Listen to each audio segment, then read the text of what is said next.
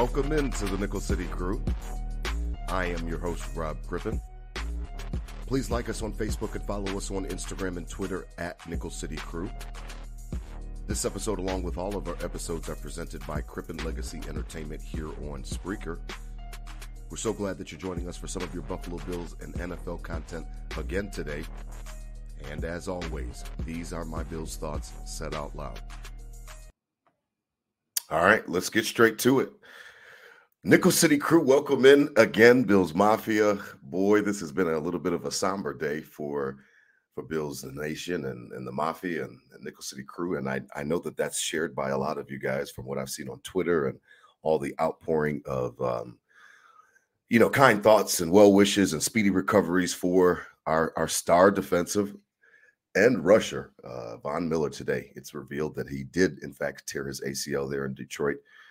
And boy, it's just a tough thing to hear because as we're, winding down in the regular season and getting ramped up for the playoffs, I was really looking forward to seeing playoff Von help this Bills team as we approach trying to get to Super Bowl 57. With that, joining me tonight, as always, my co-host, Adam Dump Truck Rupsick. What's up, DT? Holla at the crew, man. We need positive energy tonight. Goodness gracious. Holla at the crew, DT. What's up, Rob? What's up, Rob? What's up, Nickel City? We're back. We're back 9-3. 9-3 going into a big division game, but tough news today, Rob. I mean, yeah. I thought they were messing with me at first, because I'm as we went back to the Josh Allen injury, I'm the optimist. Right. He's fine. He'll be back a couple weeks. We're good. He's fine. We're good. He's fine. And then so I thought my buddies were messing with me when they sent me that today that they went in and they found out it was tore and a big hit, of course. But another thing of adversity this team's got to overcome and got to take the positives out of this for sure. Yeah, I mean, it seems like we're well adversed with adversity and trying to fight through things. And the Bills, obviously we talked about 3 straight wins in 12 days and all on the road and how an amazing feat that was for the team. And boy, I mean, this one hits a little bit different just because of the fact that I think that Von Miller, what he represented for the defense and for the team was kind of hope, you know what I mean? And he kind of brought that thing. We've seen him do it with Denver. We saw him do it last year with the Rams and kind of making some of those game-changing plays at the end of the games and obviously in the postseason as well. And, you wanted to see that for the Bills. You wanted to see that for our team and have him have that kind of impact on our team. And it just, I don't know, man, it just sucks, to be honest. There's no real way to sugarcoat it. It sucks.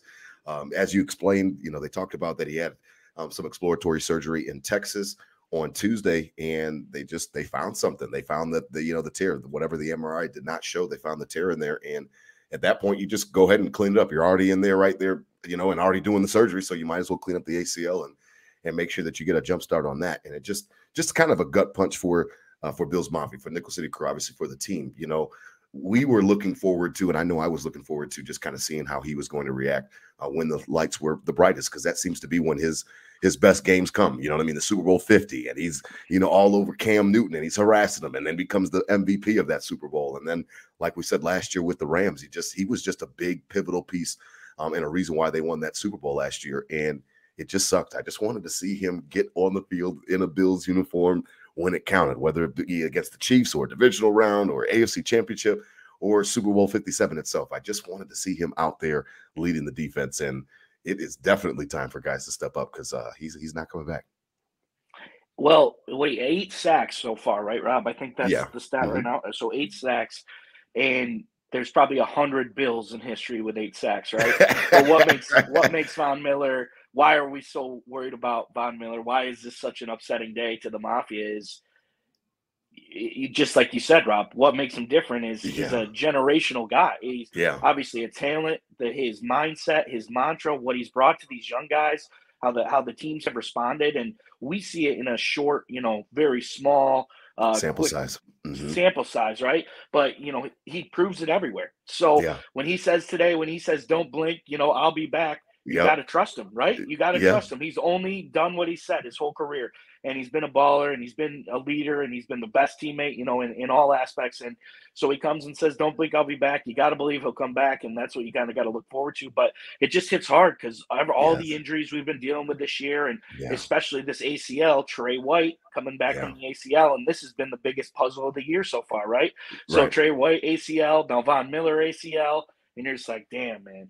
Damn, so it's a looming aspect of just like that itself. But yeah, it's unspeakable what he brings to this team and what he will. I mean, he'll still be in the locker room. I know Trey was last year, so I know he'll be in the locker room still coaching these guys up and being there. But you got to step up, next man up, and what an opportunity. These young guys got Rousseau, Epineza. Rousseau's definitely on a path to be a great player, could be a star, and has all the physical traits. And why not now? Why not now? Let's roll.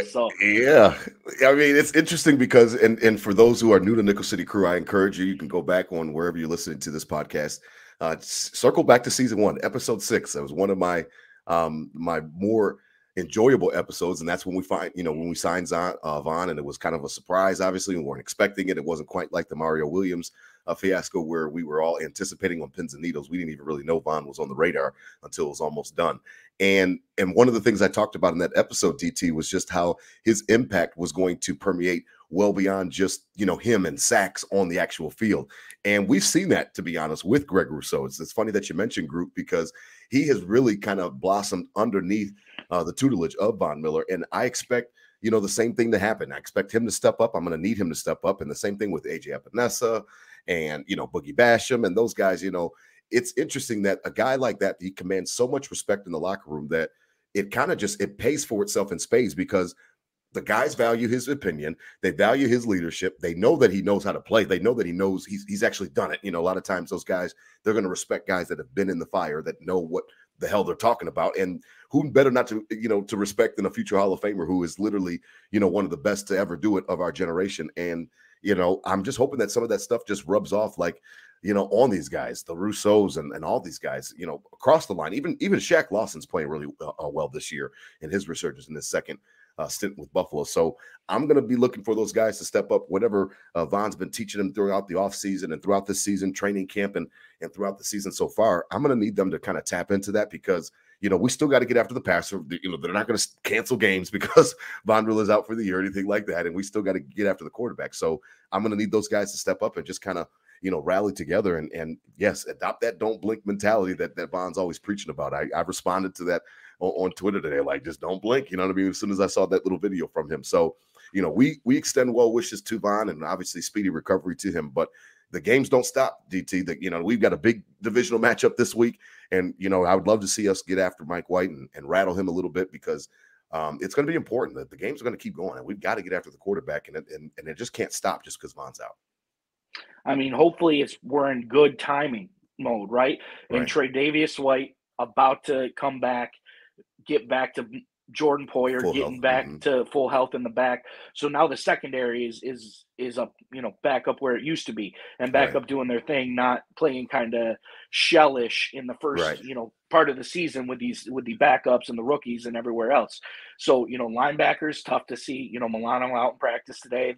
That's just Jordan a Phillips. Weekly occurrence now. Jordan Phillips, we kind of knew that was a pretty tough hit with the shoulder. So, time for the secondary. They're coming back. They're getting healthy. They got to step up for this pass rush too. Now, if we're not going to get at that scare mode with Von, and it's going to be a little less. I mean, you got to bet it's going to be, right out of the gate until these guys really start proving themselves, and the secondary's got to step up. So hopefully the timing kind of matches up to make it a success, because the secondary picked off Mike White 5 times last year, Rob, and he's about due for a come down, right? So let's get after it with that.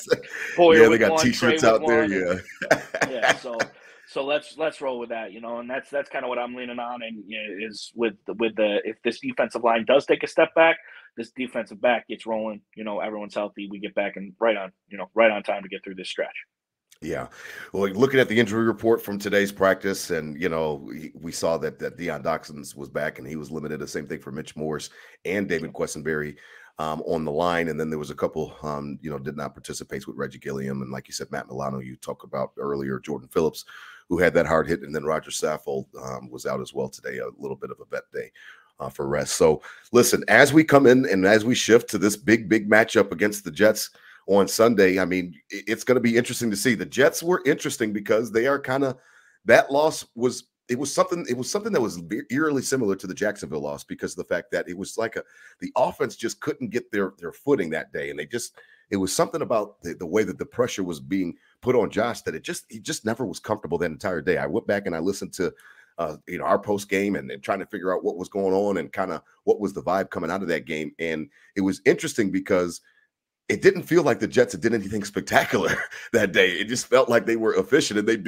they beat us. Like, you know what I mean? When they had to run the ball towards the end of the game, they were able to. But like throughout the game, they just extended drives, but it was nothing spectacular out of them. And I know that, Zach Wilson was the quarterback that day, and it was just, nothing crazy out of him or anything like that. And I know that Garrett Wilson is kind of, taking a little bit of a resurgence now that he's got Mike White as his quarterback. But I'm not scared of them. It was just a weird day. And I'm hoping that, with the offensive line issues, that we're not in for kind of a repeat where, the offensive line is just scrambling all day. Because this Jets D will get after you, DT. They do get after it.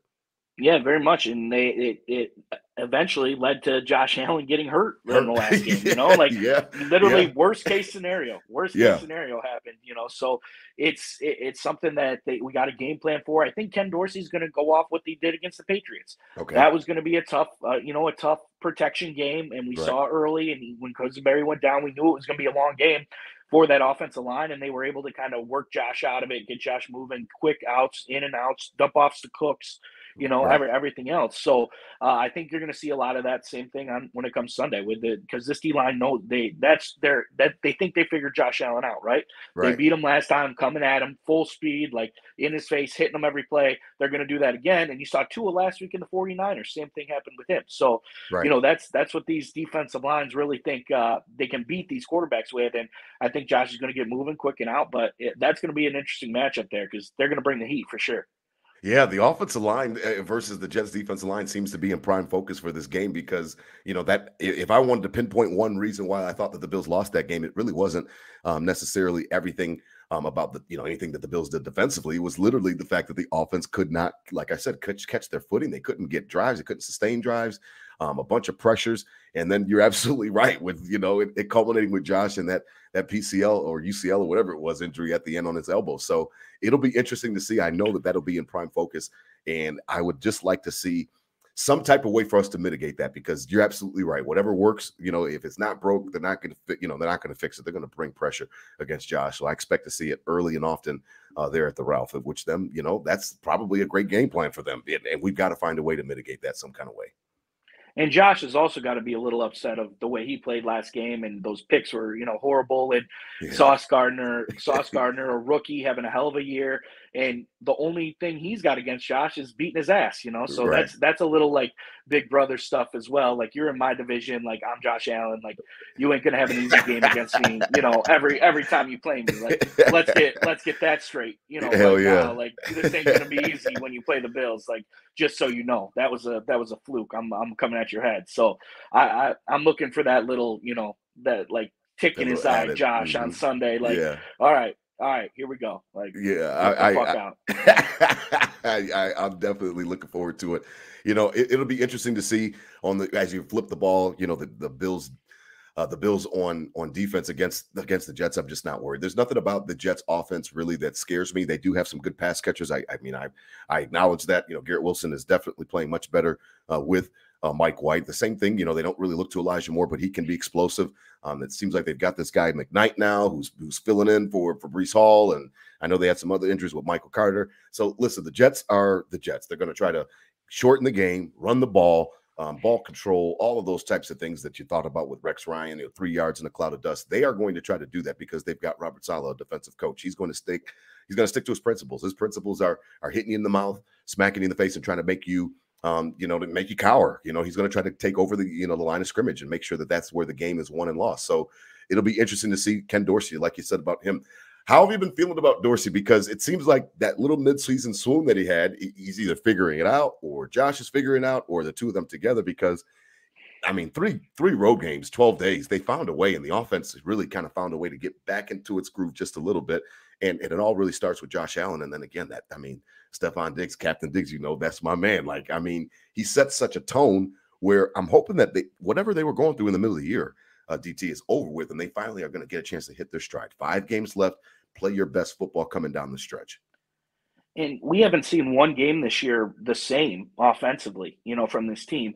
Yeah, we've scored a lot of points. We've not scored a lot of points and everything in between. But the script has been completely different every single time out, every single game, depending on, obviously, each game plan. And so we're really kind of, he's had good weeks. He's called good games. And there's been some games that are questionable. And we don't know if that's him or there's a lot of factors, right? So I think it's going to continue like that, as much as, yes, they're getting established and back into a rhythm. But I think we're going to see these differences every game, because that's what, as they ramp it up and keep guessing, and obviously saving probably some nice things for last. And we'll start seeing those as it comes down the stretch. But I have faith. I mean, I think Josh is good enough. No matter what, I give respect to Ken Dorsey 100%. But no matter who's the offensive coordinator, Bill should still be able to get it done with this roster and Captain Diggs and, everybody else. So I'm looking forward to it. I'm looking forward to who's getting involved new next week. And hopefully some of the players we've been harping all year to get involved, like they get their shot too. So.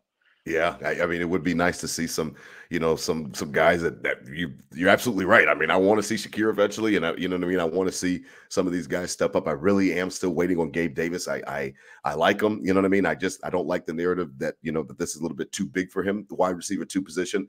I want to see him kind of squash some of those comments and some of that narrative out there, but he's got to do it. He's got to get on the field and do it. And it's up to him, because of the fact that, they do roll coverage to Diggs, and they do make sure that he's the top priority that they're trying to take away. Now, he's so damn good, and he's such a great route runner that it's almost impossible to take him out of the game.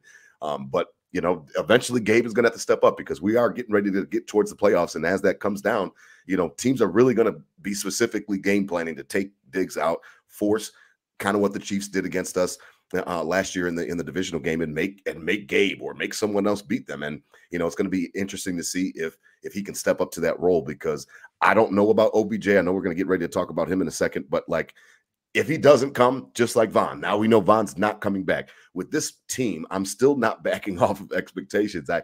Von Miller added a lot, and he was a main reason why I wanted to feel so confident in them getting to the Super Bowl this year. But he wasn't the only reason. And the main reason is still on the offensive side of the ball. That's 17. So everything is intact there as long as he's healthy. I just can't back off of my expectations. I am expecting us, and I want us to be in Super Bowl 57 representing the American Football Conference, period. Like I'm just not in the place, DT, where I'm backing off that shit. Like I'm not backing off. The news today sucks. We hope that Von has a speedy recovery, but I still expect us to be representing the AFC, man. I really do. That's deep in my heart. Yeah, you said it, Rob. Before getting Von Miller, you and me and everyone, a lot of the Mafia and Nickel City crew, we're Super Bowl. We're going to the Super Bowl. Screw that loss to Kansas City. We're going to the Super Bowl. You signed Von Miller. Obviously. Like, oh shit, yeah. Where am I sitting? Yeah, of course, we take Odell too, and I want $1 million too. It'd be nice to have, but you can get away without it. So, the expectations are still there, 100%. This team's, is starting to ramp up. You're starting to see them peak, and some big losses, but they've been, when players on the roster, but they've been able to step up to the bell each time, get themselves back on track, and get it rolling. And it's a great opportunity against the Jets team that's, better and gaining some stride, and the chip on your shoulder of getting beat last time. So this week especially, but the expectations are, haven't changed a bit. It sucks 100%. We can sit here all day, but so did the loss to the Dolphins, so did the loss to the Jets, so did the loss to the Vikings. And here this team is, in prime form, ready to roll. So. No, we're big boys and big girls here at Nickel City Crew. We will not cry over spilled milk, and we just have to clean it up and get back to work. So that's exactly the mentality that I would love for the team to take. And I know that they are. Obviously, they're the professionals. They're the ones that are actually playing the game. So they're going to have much more optimism than us fans at home. And I know that the Von Miller news today stings, but, we got to still go after all of our goals. Speaking of our goals, we talked about it, man. I mean, we talked about it last episode, DT. You were not as convinced, but I said it. I said, listen, if we could get by the end of the day, we'd be getting ready for that night game, and everything could be right back in front of us. And boy, did it turn out that way. I mean, Minnesota takes care of business for us. They take care of the Jets, even though that wasn't, necessarily a top of mind game, but it's still nice to get them another loss in the division, that type of thing. And then again, the two big games that we talked about, San Francisco, what did I say? Hit them. They love to hit you in the mouth, just like the Jets do. They take it to Tua and the Miami Dolphins. And really, even though they lost their quarterback, they still found a way to make sure that they were harassing Tua all day. And it led to turnovers, it led to mistakes, and they won the game, quite handily, to be honest. 33, I think it was 17. And then you take a look at the Kansas City Bengals game, excuse me. I mean, the Bengals, I don't know what it is, but I mean, I need to sneak into their room, you know what I mean, their offensive room, because they seem to have something when it comes to Pat Mahomes and the Chiefs. They're the kryptonite right now. They are where we would love to be, is that, this team's great, but we've got your number. We know how to beat you. And it just seems like they know how to beat these guys, and they take care of business. Bills back on top of the conference, DT. A perfect week. We started that 1 o'clock slot, and 1 o'clock Kurt and the Vikings got up big early. And that's why I'm not, like you said, not scared on the Jets. Is the Vikings just couldn't move the ball in the second half of the game, and the Jets were able to, climb up and get with some momentum and get a few touchdowns to make it close. But the Vikings are a slow team. The Jets are a slow team.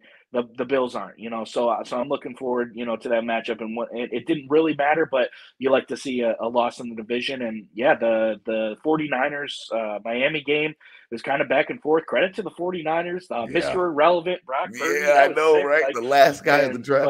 I love hey, that. Christian McCaffrey makes it easy when you can just dump it off. They took the Dolphins still had their shots. It was similar because they had their shot against the Bills, with that one deep ball when they played the Bills. But that was a great game. I mean, Tua got crushed a lot in that game. He got hit a lot. But love to see that. And then even better, I didn't believe it, Rob. I just I'm numb to it. But Joey that horseshoe, Joey got his number, man. Joey Cool's got Mahomes' number, and yeah, I mean, now, as you said, we're number one. Von Miller's out. What better way to kind of negate that than be at home for the whole playoffs? You don't need that. When that pass rush, you in place of Von Miller, you got you and me in there, baby. Right. Exactly. So that's what you got. Like, I like that. So that's what a better way to kind of move forward from that and not make that a factor and keep the 1 seed, control your own destiny. But who knows now? Who knows? Now, the topic that's come up a couple times, and I've heard it on WGR. I'm a big listener and stuff like that this week, and I was interested to hear what you thought of it as well. Are the Bills? Do you think, even with the Von Miller news now, is it a choke job if we don't finish out with the 1 seed? I've heard it asked and posed a couple times this week, and I was trying to think about what I felt about it, and I'll share my thoughts, because I don't think that it would be a choke job, but I do think that even with the Von Miller news, it kind of is. It's right there in front of us. Now, we have one of the hardest schedules for the last 5 games in the league, so we got to take that into account. We don't have any type of cupcakes as we come down the stretch, really, besides Chicago. I mean, would this be a bad job by the Bills if they don't close it out? Because I'm just so impressed by the fact of how they've handled these injuries that I don't know, man. I'm just kind of willing to let the chips fall. I'm getting more away from the 1 seed after you kind of coached me last week, and you were kind of giving me some guidance counseling, and you're like, listen, don't worry about it.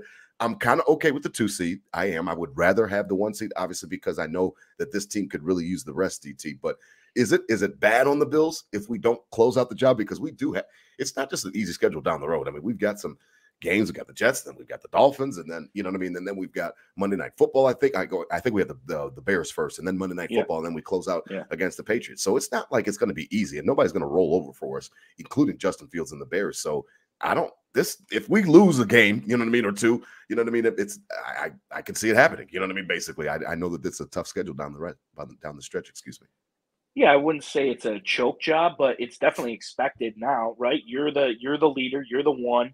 You're the Josh Allen. You're the best player. Like this is expected now. Like, it's old school Bills, Rob. Our old school mentality of, oh, we got a couple tough games. We're probably got a couple losses coming in, right? Oh, the Bengals, they're looking good. The Bengals, but screw the Bengals, right? Like, we should be able, if we want to go to the Super Bowl, like, we're gonna have to beat somebody like that in the playoffs. So I'm on the chips where they fall, but I think it's expected. At this point now, we get it back. We fought back from those ugly losses, and here we are. We got it back. And of course, it's going to be some adversity and tough teams on the way. But that's what we got to do. And if we can get through that, and hope maybe Kansas City gives us a break and lets us Oh slip wow. once. But Oh wow. man, you can't be counting too many of those, right? No, So I think they hooked yeah, us up last week. yeah, So yeah. that might But be all so we I'm get. not choke job's a little dramatic, I think. Considering the NFL and everything that comes with it. But I think it's definitely expected, and you're disappointed if it's not to make it happen. Yeah, I mean, if you look at the last 5 games, like I said, to kind of put it in perspective, the Bengals, they'll finish up this season against the Browns. They've got the Bucks on the road. They have the Patriots on the road. They're home against us, like I said, on Monday Night Football, second to last game of the year, and then they'll close out against the Ravens, a team that they already lost to earlier. That's why they're still in the wild card. The Ravens are the AFC North leader in the clubhouse so far. For the Chiefs, we already talked about it a couple weeks ago. They just got a dismal, nice and easy cakewalk schedule. They'll play the hapless Broncos this week, then the hapless Texans next week, and then they've got maybe one of their last true tests with the Seahawks at home. They'll play the Broncos again at home, and then they'll go to Vegas to the Death Star to play the Raiders to close out the season. So maybe the Raiders play them tough, maybe the Seahawks play them tough, but really coming down the stretch, the Bills they've got their work cut out for them. 5 games left, a couple at home, which we'd love to see. Obviously, 3 games at home. I mean, you stack the wins, DT. You got to just keep stacking. So I'm excited for this week's game. I'm definitely excited for an opportunity to go to 10-3, and I think that can get it done. The Jets just don't scare me in that respect. It's only about the offensive line that I'll be watching. I'll be, really focused on Deion Dawkins if he gets a chance to get back in the lineup, or Questenberry if he has to play in his stead. I'm really looking forward to the line. Spencer Brown on the right side has kind of been a little bit shaky this year. So it really, to me, comes down to the offensive line for the Bills, and if they can hold up in protection, or like you said, maybe Ken Dorsey comes up with a little bit of quick game and lets James Cook, your boy Jimmy Cook, lets him shine a little bit and gets him out of the backfield, because even Singletary seemed like he dropped every damn ball that Josh threw him the other night. And I was like, well, throw the ball to Cook. And that's exactly what Josh did. He started throwing the ball to Cook, and Cook was sure-handed, and he's got a little wiggle, man. Now I'm starting to see why you like this cat. He's got a little wiggle to him. That Patriots game was I was very impressed. I'll give it to you, man. You've been talking about him all year. Yeah, I bet on him to win Rookie of the Year, offensive Rookie of the Year. I did. I like watching him with Georgie. He's shifty, he's good, and just wiggle. I thought that quickness with Josh, he hasn't had that. That's why I was kind of pumped for Hines. If Cook wasn't going to be it, Hines kind of had that too, which we haven't seen. But that's another day's topic. But we've seen him in motion a lot. Yeah, returning, but. Cook is nice. I think he's just going to keep gaining confidence, getting better and better. And McDermott's obviously kind of giving him the reins back and getting that conservativeness out of him. And we'll see what happens. But yeah, I'm looking forward to Sunday. I mean, we're talking over a month since Mafia's been in Orchard Park. So and I just heard that the other day. I couldn't believe it. I just heard that. Man, it's a week, and then the snowstorm and Thanksgiving and everything else in between, and here we are, wins out of it, and what better way after a long rest to come back to the 70,000, and they're gonna be ready. We're gonna be ready. They're gonna be definitely ready. Yeah, I mean, if there's one thing that you could say, Nickel City Crew and Bills Mafia, about your team, just know that you got a tough ass team. You know what I mean? Like I said, I can't harp on it enough. 3 wins on the road in 12 days is not an easy task to take care of. So many different distractions. So even when you throw in Thanksgiving in there and the family and different things going on, just so many different distractions, so many different excuses that the Bills players could have used and the coaching staff could have used, and they did not use any excuses. They got on the plane, they went to Detroit, then they came home, then they went right back to Detroit. You know what I mean? And like they just kept their head down. And one thing you should be able to say about your team is that they are tough, they are resilient, and they really do handle adversity. So I expect them to kind of take this on the chin, this Von Miller news. I know I saw a post from Jordan Poyer today. He was just like, nothing like a challenge. You know what I mean? Like, so it seems like they're embracing this in respects that, like, hey, we hope Von gets back. Can't wait to see him next year, but we have business to go take care of. And I really like that approach. It doesn't seem like they're off tilt with this actual news today. And listen, man, they have been through everything. Your team, your Bills have been through everything. Nickel City Crew, Bills Mafia. We have been through all the injuries, all of the the shortcomings in respects to their little midseason swoon. Like they've kind of weathered everything that they've thrown at them. DT, they've just handled it. They really have. I mean, notwithstanding the Minnesota loss, and that was shitty, and I was right there with you, and like that was really horrible. And when Josh dropped the ball, and I couldn't believe it, and I left that stadium cussing up a storm, and I was very upset leaving that stadium. I mean, they just roll with it, DT. Like there's just nothing that seems like that rattles these guys to the point where it takes them off focus. They know that they're on a mission. They understand that they're the hunted this year and all these other cliches that you could throw out there, but they just seem to stay laser focused. They really do. Today, I see on the TV, and I think it's NFL Live, something like that. They're doing, some BS just in the background, quarterback tiers or whatever it is. Right. And, and it's so dumb. It changes by the week, right? Like right. Whoever has a good game will come right. tier, whatever. Right, right. But in all this, all the adversity, got to roll back to 17, right? Yeah. Got to roll back to 17 of hyper focused, hyper leadership. Yeah. When he's called upon, he makes it happen. Yeah. When his elbows flopping, he makes a 40-yard throw to Diggs to force a field goal in Detroit. Like the will to win. When as Von Miller said it, I think he said when he goes Josh mode or win mode or whatever he said about Josh, just like literally Terminator status and turns it on. And he's got to replace that void that Josh is the alpha and the true leader of the team, but Von Miller definitely added was up there, in the parent house, right? Absolutely. And now Josh has got to live the full of both of them and get even more that confidence. When that team sets up, gets in that stance, they know they got a chance because they got 17, and he's got to keep that up with him. So this is what this tough ass team is tough is because it's led by 17. Yeah, no, I'll give credit to where credit is due. Josh, they follow their leader, and he's definitely their leader. And he, the way that he plays the game, it just, it brings something out of you. Like if you are on the field, then I don't know how you don't play harder or play just as hard as you can, or whatever the case may be, give maximum effort, as they would say. I don't know how you don't when you watch that guy play. And last week, just another example, like you said, towards the sideline, he would not give up. He wasn't going to give up, even though the Pats thought that he was getting ready to give up and throw the ball out of bounds. Josh knew what was going on. Gabe knew what was going on, and he just has an amazing will to win. You're absolutely right. He's a competitor. He's a competitor. He's a football player that happens to play quarterback, and I'm so happy that he's our quarterback. The lights are getting ready to be shining on him, and the lights are getting ready to be very bright. And I expect him to step up because of the fact that he has shown that he's much more mature than he was when we lost that game in Houston. He's much more mature than, doing the backwards flipping and all. Sugar Hot Josh is gone. He doesn't really play that way, which was why it was so weird when he was making those weird picks during the middle of the year and then the Jets game and all. I'm like, what the hell are you doing out there? So it seems like he's got himself back on track. That UCL injury definitely affected him. I think that was clear to see, but like you said, he was nails when he needed to be nails. Like in Detroit, that pass was right in front of me. I just couldn't believe that he uncorked it. And I mean, it was like, wow, it's first down. The game's almost over. You know what I mean? Like I was expecting a long, drawn out drive, and you know what I mean, going to be all this stress. Like the whole game was stressful, and he just uncorks it, and it was just right on the money to Diggs when you needed it most. So it seems like he plays his best football when the Buffalo Bills need him to play the best, and that's a really, really good trait to have from your quarterback.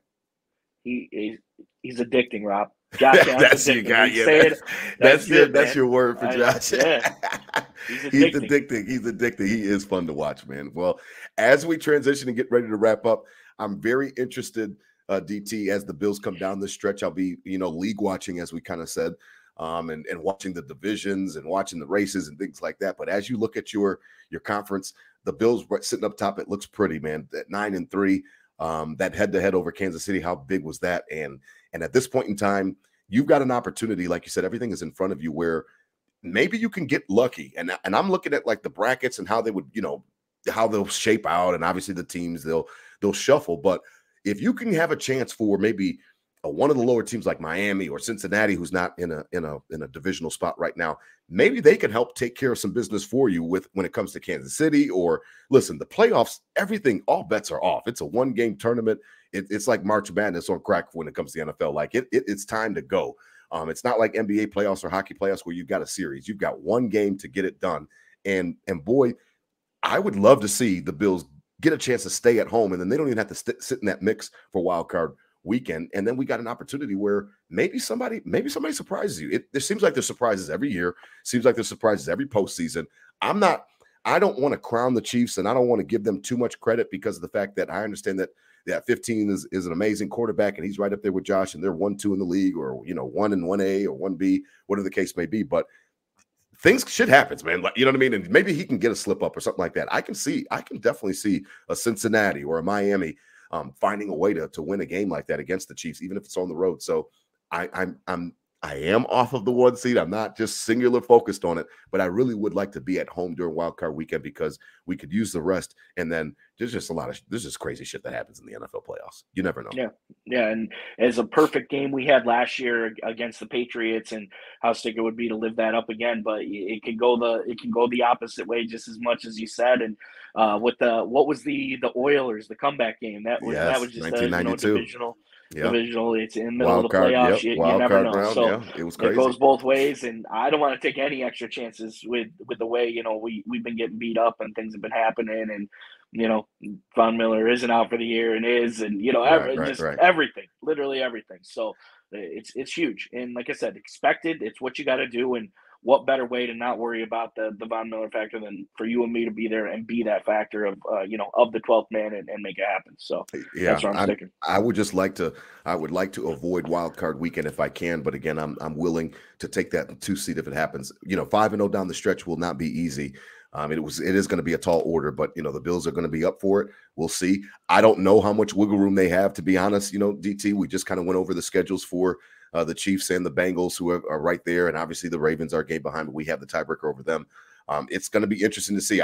We might have to go 5-0, 4-1 maybe, if you could find a way for the Chiefs maybe to lose to Seattle or the Raiders. But I think we've probably got like one loss left. Like you know what I mean? And I say that quietly, but I think we've probably got to have to go 4-1, to be honest. So I would prefer that it's not a divisional game.